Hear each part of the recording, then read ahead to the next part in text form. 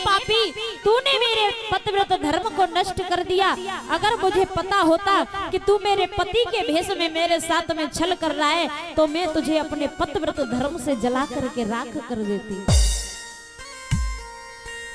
दंतमलिक हंसने लगा, कहने लगा, हे रानी, मैंने तेरी गोदी को बरसों से सूना देखा था, अब मेरे द्वारा तेरे गर्भ से मेरे समान पुत्र की प्राप्ति होगी। दंतमलिक चला जाता है। पवन रेखा रोने लगी, सखियों को ढूंढने लगी। जब पवन रेखा की सखियां पवन रेखा के पास में आई तो पूछने लगी, हे रानी, ये तुम्हारी दशा कैसी हो गई? तो पवन रेखा कहने लगी कि रानी बोली, तुम चली गई, बंदर ने मुझे पछाड़ दिया, सारा श्रृंगार बिगाड़ दिया, चुंदरी मेरी को फाड़ दिया। रानी ने कहा कि हे सखी, तुम चली गई, एक बंदर आया, उसने मेरे गाल पे ऐसो तमाचो मारो, मेरा सारा श्रृंगार बिखर गयो और मेरी चुंदरी को फाड़ गया। परीक्षित महाराज, आजकल क्या होता है, माताएं जब घर के अंदर रहती है तब सजती सवरती नहीं, जब घर से बाहर जाएंगे तब क्रीम पाउडर ज्यादा करके जाएंगे। माताओं को श्रृंगार अपने घर के अंदर रह के करना चाहिए। श्रृंगार क्यों किया जाता है, किसके लिए किया जाता है? केवल अपने पति के लिए।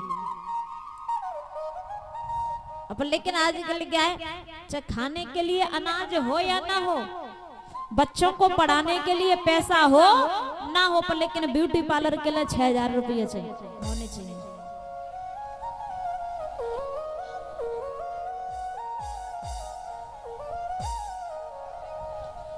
तो परीक्षित महाराज जी वो कहते ना कि कलयुग में कैसी उल्टी गंगा बहा रहा है, माता पिता को बेटा ठोकर लहा रहा है। पहले थी एक सीता और एक ही था रावण, अब हर गली में रावण सीता को चुरा रहा है। पहले त्रेता में एक ही सीता थी जिसे रावण जबरदस्त, और कलयुग में अभी के टाइम पता नहीं कितनी सीताएं और कितने रावण हैं, पता ही ना पता कौन सी गली से सीता चुरा के जा रही है। और आजकल रावण ले जाते नहीं है, सीता स्वयं चली जाती है। कोई किसी को नहीं ले जाता।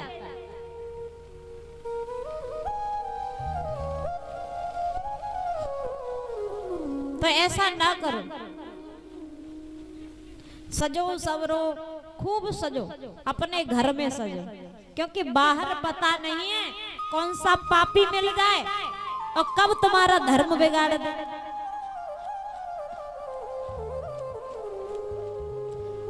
अब वो भी किसी बहन का भाई है। अब लोग भूल जाते हैं कि अगर हम किसी की बहन के साथ में गलत करेंगे तो घर में बहनें तो हमारी भी हैं।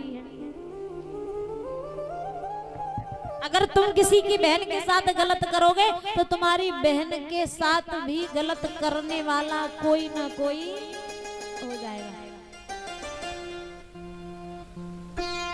पहले अपनी तरफ देखिए।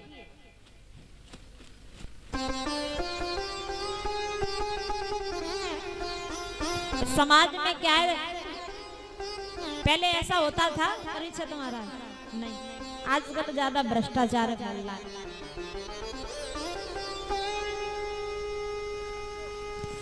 तो परीक्षित महाराज जी, अगर पवन रेखा 16 श्रृंगार करके सज धज के नहीं जाती तो पवन रेखा का भी पतिव्रत धर्म नष्ट नहीं होता। अब वही बात कि लिया चुंग खेत चिड़ियों ने तो पछताने से क्या होगा। पवन रेखा कहने लगी, हे सखी, बहुत समय हो गया है, अब हमें अपने घर चलना चाहिए। जब पवन रेखा लौट के आई, धीरे धीरे समय गुजरा, 10 महीने बीत गए।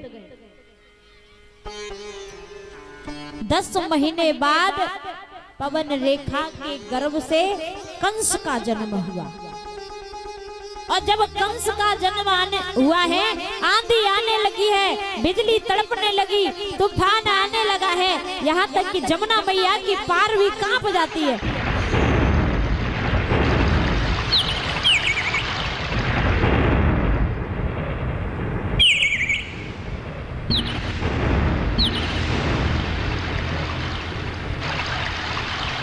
मानो अधर्म इस पृथ्वी पर जन्म लेकर के आ गया हो।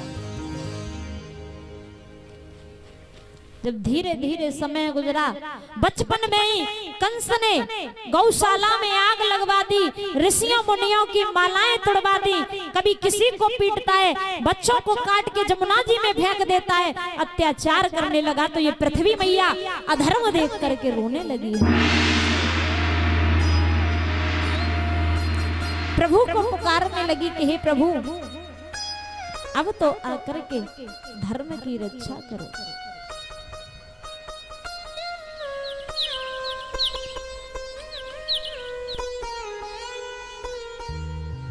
तो महाराज